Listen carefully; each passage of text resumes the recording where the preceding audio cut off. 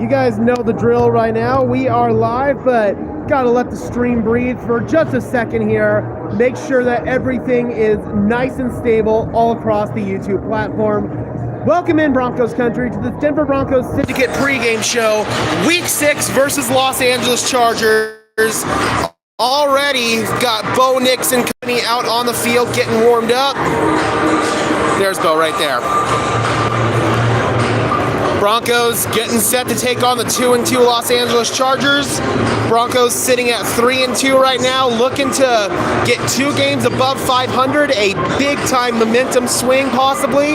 We got Maverick in the house as always. Good to see you, buddy. Hopefully you are doing well.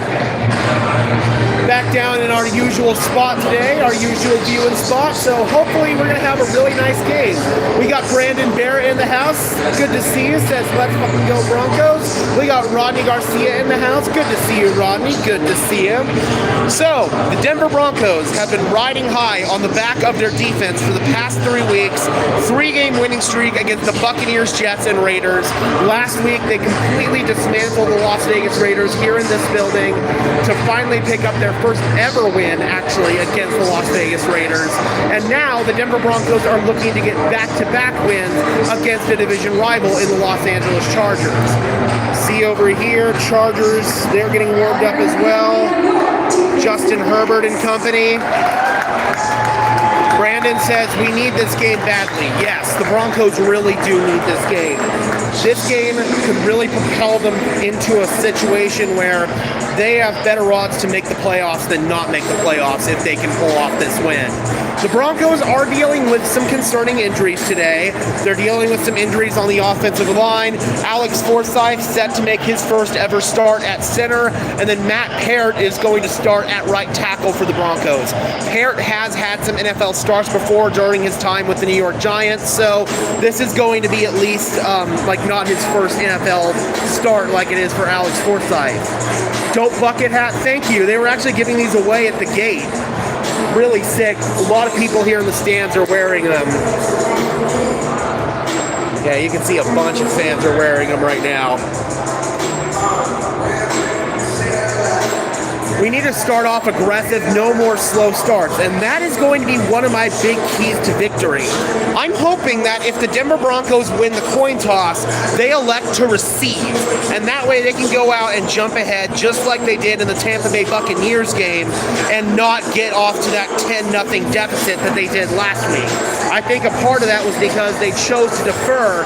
They ended up obviously giving up that touchdown to Brock Bowers to start off. Then they gave up a field goal. But just like you said, the Broncos cannot afford to get off to these slow starts. If they win the coin toss again, I really want them to go ahead and receive the ball so that way they can go out and they can get the opening points first.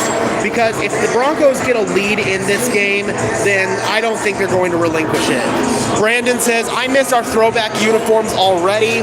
I will say, though, I really do like the Broncos uniforms that they're wearing today. They're wearing the orange jerseys with the blue pants. This is actually the first game that the regular orange jerseys are being debuted here at Mile High. We saw them first down in Tampa. They obviously wore the throwbacks last week, and now they're wearing this one. I want Brandon Jones to have a great game as well as Riley Moss. Well, with Riley Moss, he's going to have a very tough challenge today going up against Ladd McConkey for the Chargers. I'm very interested to see how that matchup's going to go. It's not too often you see a white receiver and a white quarterback go at each other. The hat is super nice. Thank you so much. Is Joey Bosa out? I'm not sure. I have not seen the Chargers inactive list. But for the Broncos, one guy who is playing today is going to give some hopefully give some burst to this offense, and that is Devon Bailey. Bailey's going to come in and see his first action since week 1 when he injured his ribs. Broncos country will remember that Bailey was actually the Broncos' leading receiver in that week 1 game against the Seattle Seahawks, so he's going to play. Yes, Rodney, Esteve is activated, so Esteve is going to play today. Bosa is inactive as well. Perfect. Thank you, Maverick. I can always rely on you to fill in the blanks for me. Thank you so much, dude. You're killing me, Smalls. But yeah, Joey Bosa not being out, that is certainly going to help things for the Chargers, but they do have some good depth on the edge rush unit. Tuli Tuipulotu, Bud Dupree, and then, of course, on the other side is Khalil Mack. I'm very concerned about how Khalil Mack is going to match up, predominantly against Garrett Bowles. Matt Hare is probably going to see a good dose of Bud Dupree and Tuli Tuipulotu. If the Chargers are smart, they'll match up Khalil Mack against him a little bit as well, but I'm definitely concerned about Khalil Mack versus Garrett Bowles. Broncos country knows that Khalil Mack can wreck a game at any given time. Yes, Ryan, Josh Reynolds is out. In fact, he is on injured reserve, so that means he is out for at least the next 4 games. I'm hoping that Devon Vele can step up today. I think next week against New Orleans, we might see A.T. Perry. That might be another big-time addition to this offense. He's a speed merchant. He's also a contested catch guy. That Khalil Mack versus Garrett Bowles game in 2019 was awful. It really was. And yeah, Bowles and Mack have definitely had their battles against each other, and mostly Mack has won them. So I am very concerned about that. Wow, guys, we've got 186 people in the house. Thank you guys so much. Just some housekeeping stuff real quick. If you guys could do me a big favor and leave a like on this stream, as well as subscribe to the channel, I would really appreciate it, guys. Those are both free and easy ways to show your support. It helps tell YouTube's algorithm to push us out, and it helps us get seen by more and more members of Broncos country, just like you and me. We got DZ Chargers in the house saying Chargers are going to win. We'll see. Both teams are dealing with injuries right now, as the rest of the Broncos skill position players are taking the field, as well as some of the linemen.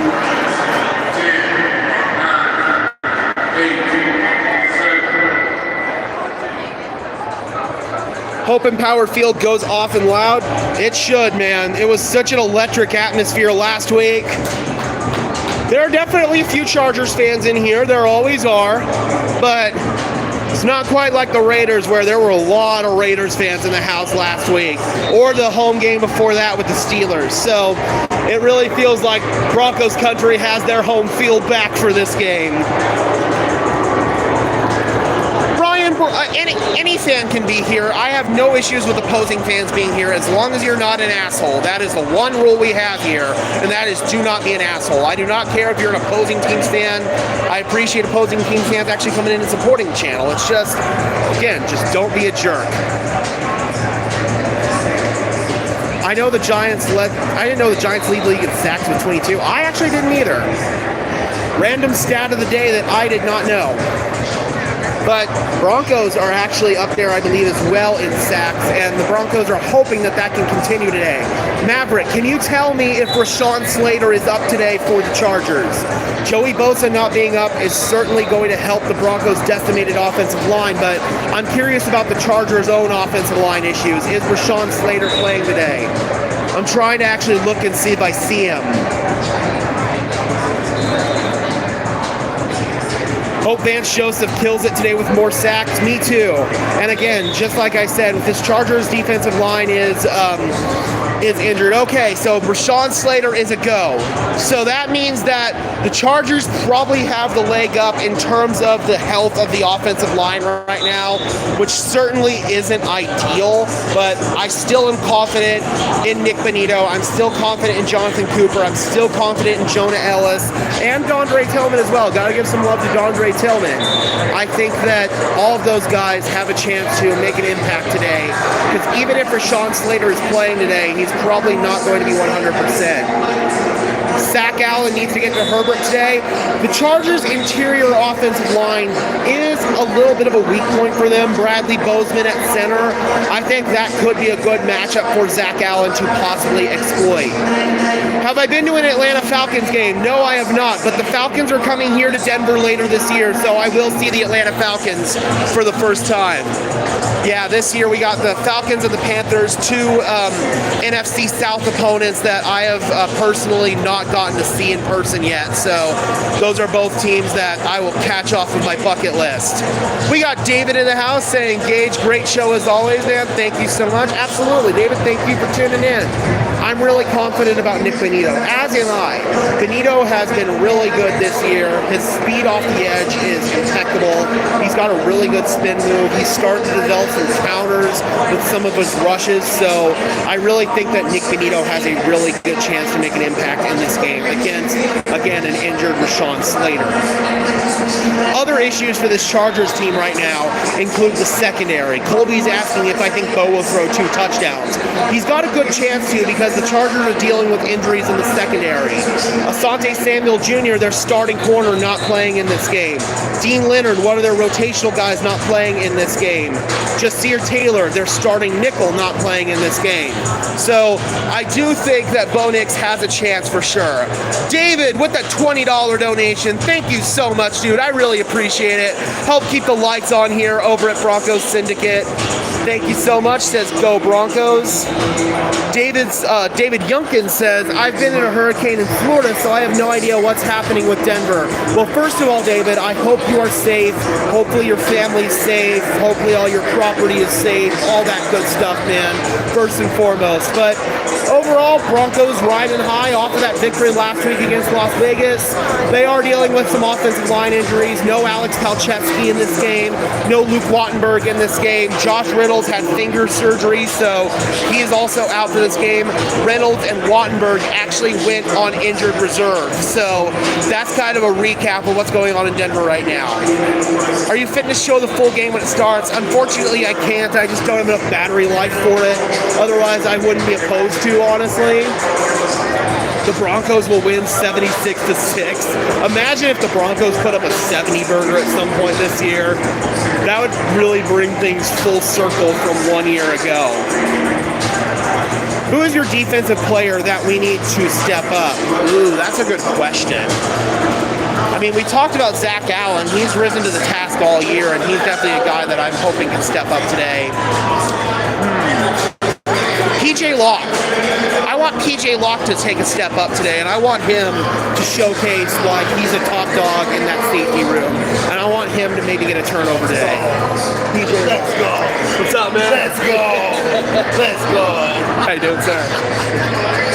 But yeah, that's kind of a player that I'm eyeing to step up. I wanted to think of somebody that was a little bit out of the box and a little bit out there, and I think PJ Locke could be that guy. Now on offense, I'm going to make this tight end room, see if they can rise to the challenge here. I'm going to call out Adam Troutman and Lucas Kroll and see if those guys can step up today.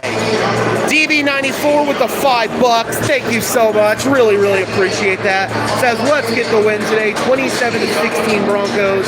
Rodney says, I hope we get 5 sacks. If the Broncos can win the war of attrition up front and continue to win that battle in the trenches, then absolutely, they've got a chance to get 5 sacks today. They've got a chance to really make a statement in this game, because this Chargers offense, the first couple of weeks of the season, they were riding high. They got to play 2 awful defenses in the Raiders and the Panthers. Now, after 2 weeks, kind of coming back down to earth against the Steelers and the Chiefs, Chargers are coming off their bye week this week, so we're going to really see what this Chargers team is made of this year. I think defensively, Denver matches up really well. It's just the question becomes, how will this offense be able to match up? Will this offense be able to take advantage of injuries in this Chargers secondary? Their run defense has actually been among the better units in the NFL this year. David with another $20. PJ lights out D today. Thank you so much, David. You are too kind. That is absolutely awesome. Is PS2 going to be on McConkey? I don't think so. I think we're primarily going to see PS2 on Quentin Johnston. I think that we're going to see Riley Moss for the most part on McConkey, and they might occasionally move McConkey into the slot as well. So that's going to probably be Jaquan McMillan there, obviously. Play smart football. Can't afford to shoot ourselves in the foot. 100%. No sacks.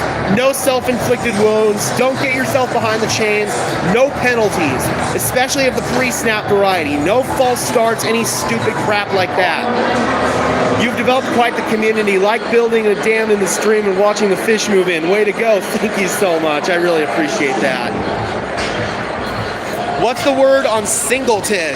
So Singleton is going to be out for the remainder of the season. He tore his ACL that game against the Buccaneers, so out for the season.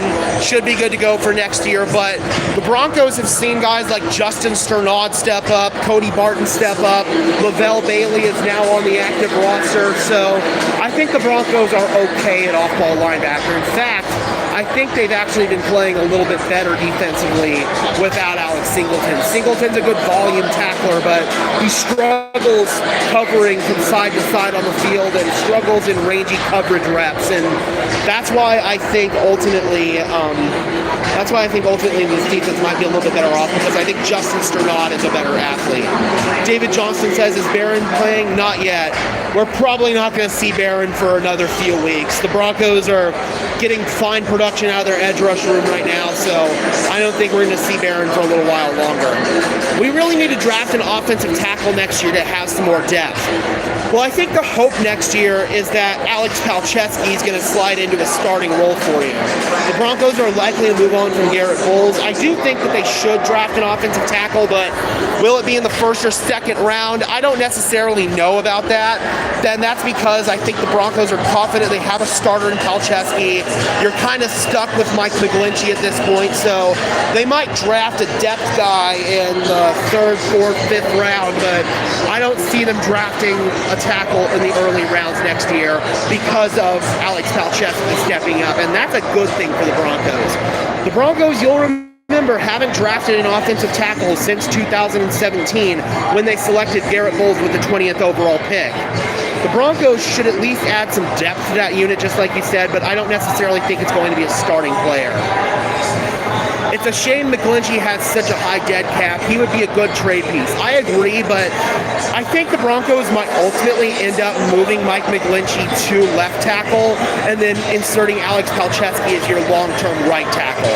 That seems like the most logistical answer to this, and just let Garrett Bowles walk next year.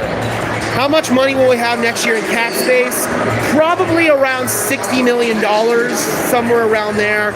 Obviously, you've extended minors, you've extended PS2, so some of that money that you were going to have is gone, but probably somewhere in like the $60 million range, so you should be able to make some noise in free agency this year. All right, Broncos country, we are going to wrap things up here. Please let me know in the comment section below or in the chat down below what your score prediction for this game is going to be. Do you think the Denver Broncos are going to be able to come away with a win in this one? Like I talked about in the game preview video, I think that the Broncos match up well on the defensive side of the ball. They are dealing with some injuries, but the Chargers are dealing with injuries as well. So I think Denver is going to be able to overcome that. I don't think it's going to be a high-scoring affair, so I have the Denver Broncos winning this one 17-14. We've got Rodney saying 17-16 Broncos. We've got David saying 27-23 Chargers. We've got 27-17 Broncos. We've got a Broncos win as Ryan's prediction. So overall, man, Broncos country looking to improve to 4-2 on the season and hand the Chargers their third loss of the year. All right, guys, we will see you after the game. Be sure to leave a like on this video as well. Subscribe to the channel. I would really appreciate it, guys. Those are both free and easy ways to show your support. It helps tell YouTube's algorithm to push us out, and it helps us get seen by more and more members of Broncos country just like you and me. And until next time, guys, I'm your host, Gage Madrid, saying peace out.